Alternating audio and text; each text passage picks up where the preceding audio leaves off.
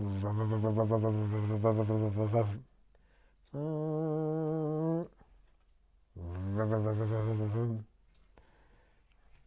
we have here a Redline Bugeye. It is in pretty rough shape. It looks like it has been repainted at least once by someone. Wheels are in rough shape. The base is pretty good, at least at a glance. It's obviously going to need to be repainted. The glass looks, focus. The glass looks decent. It's got some pits in it.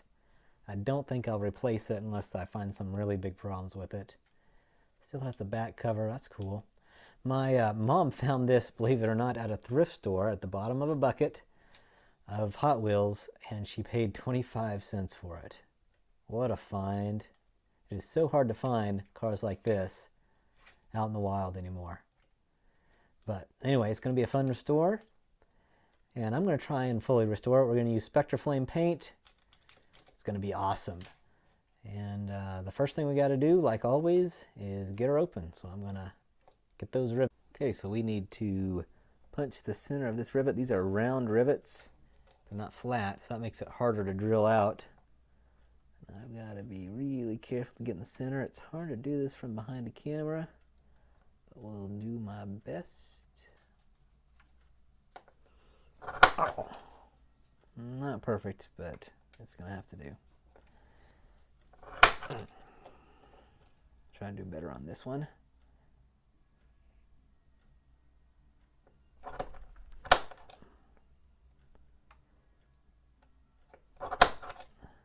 Yeah, that one's better.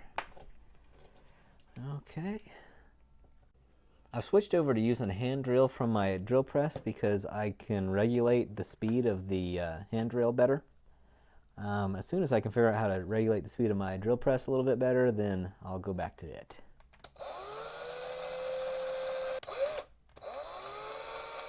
Just pop this guy right open. All right. Dirty interior, but in fine shape. Let's see. This glass has some paint on it, which might give me some problems, but I'm not seeing any. I'm not seeing any scratches, or I'm not seeing any. Seeing plenty of scratches. I'm not seeing any cracks, so that is good. And then we have our base. Looks like it was originally a blue. It's not going to be blue again because I do not have blue Spectraflame paint. I wish I did. I'd like to get all the colors, but I don't. So before I do anything else, I'm going to file these posts down and then drill them so they're ready for the screws. So that is out of the way. Okay, those posts are filed down flat. This one is still got a little bit of a dimple in there, and I think it's going to be fine. I was just afraid to go down too far because that's a pretty small post as it is. They're both really thin, which makes it so that I have to be really precise when I do the drilling for it, which is what we're going to do next. All right, dead center. I find that these drill out so much more smoothly if I put a little drop of oil on them before I begin.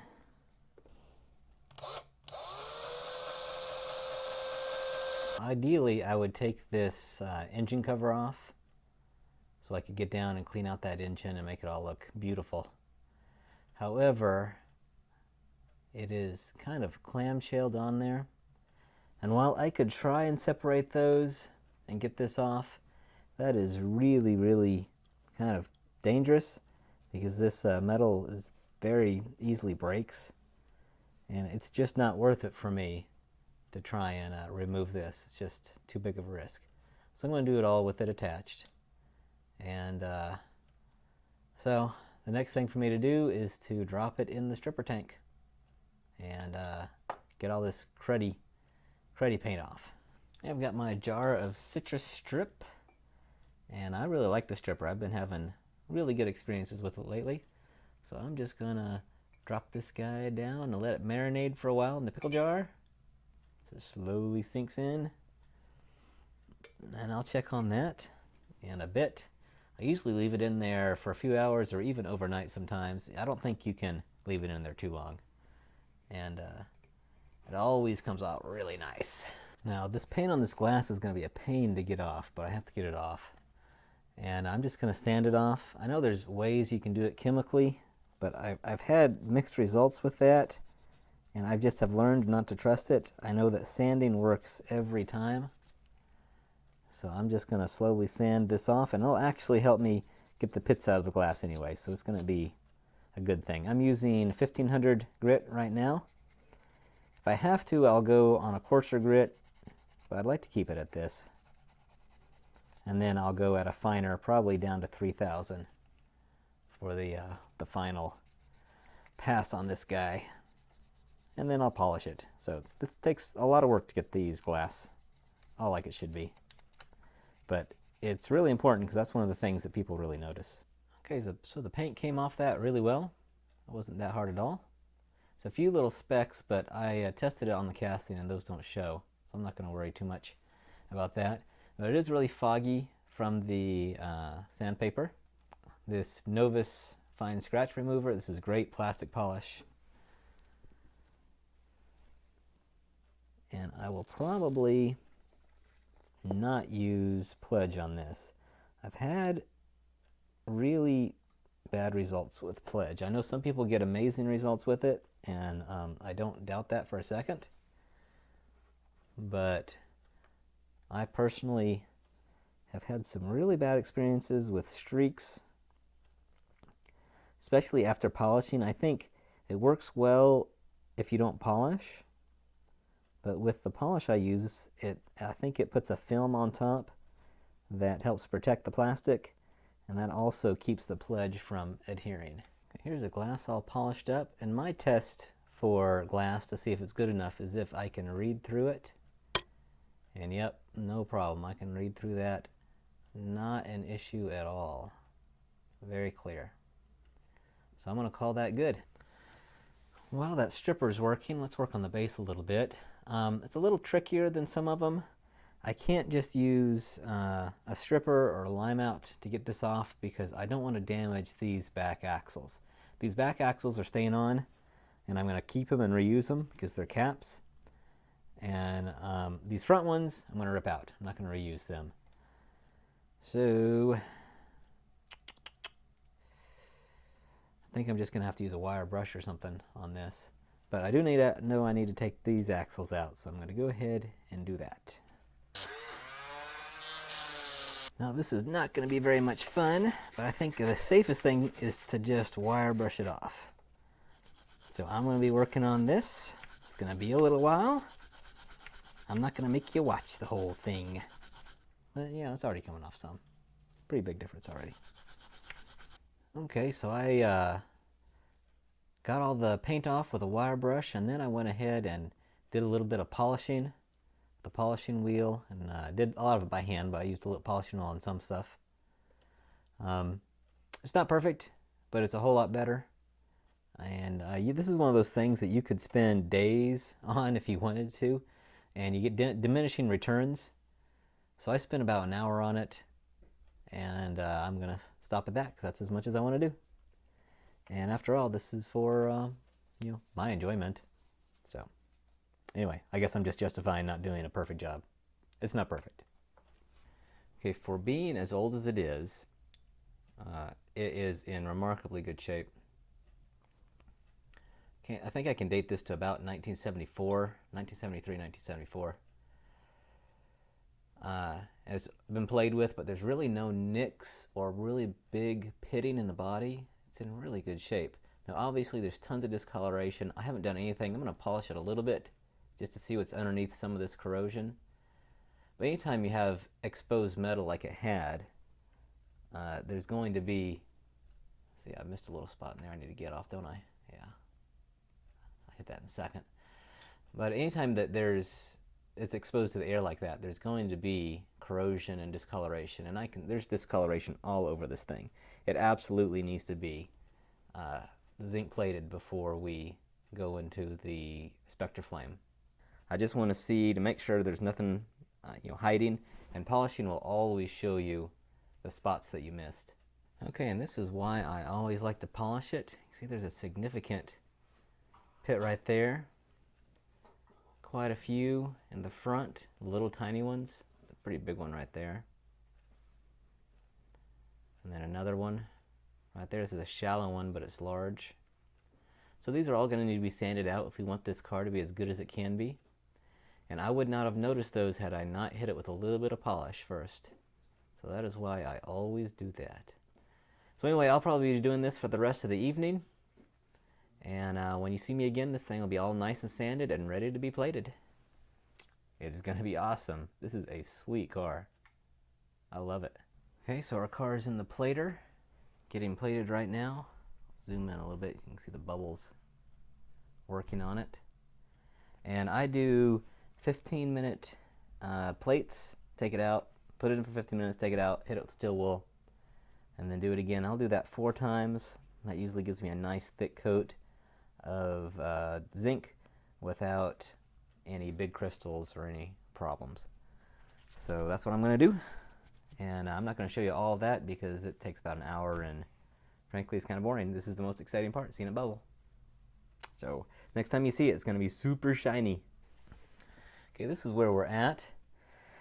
I've worked on it for about 2 hours, and it's one of those things. You could work on this for literally 10 hours and still find little flaws in it that wasn't perfect. You got to know for yourself when is enough. And for me, this is where it's at. I think this is going to look great underneath the Spectraflame paint, and it's a unbelievable improvement from what it originally was. So anyway, before I Spectraflame it, I'm going to chrome up this engine,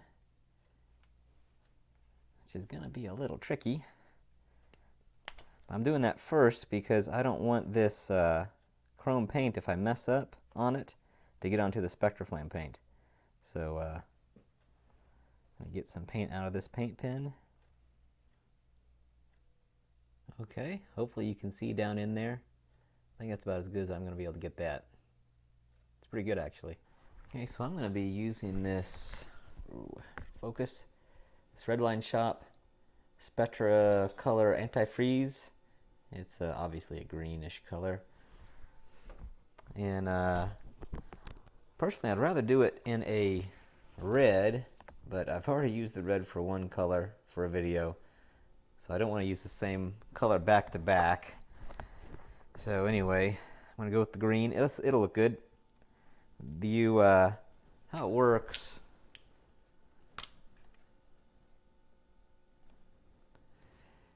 is you have to add this hardener to it. So it is 1 part hardener to 5 part paint. Mix it up and then just spray it on. This is really nasty urethane. You don't want to breathe this in, so I'm going to put on a mask. So the rest of this painting part is going to be not talked through. So anyway, enjoy the painting.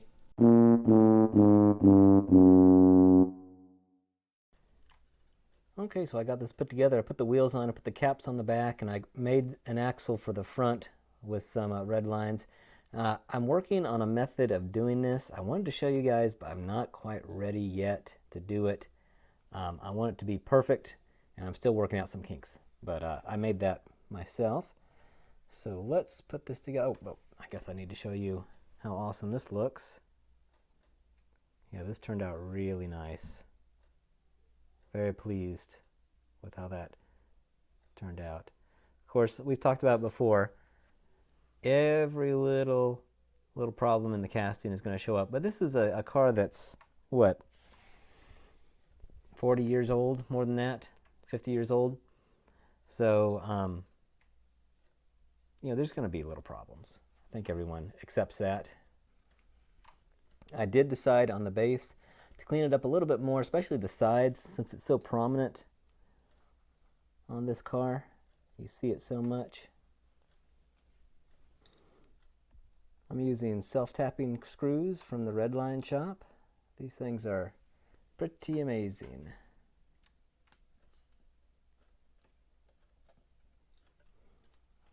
And there we have it.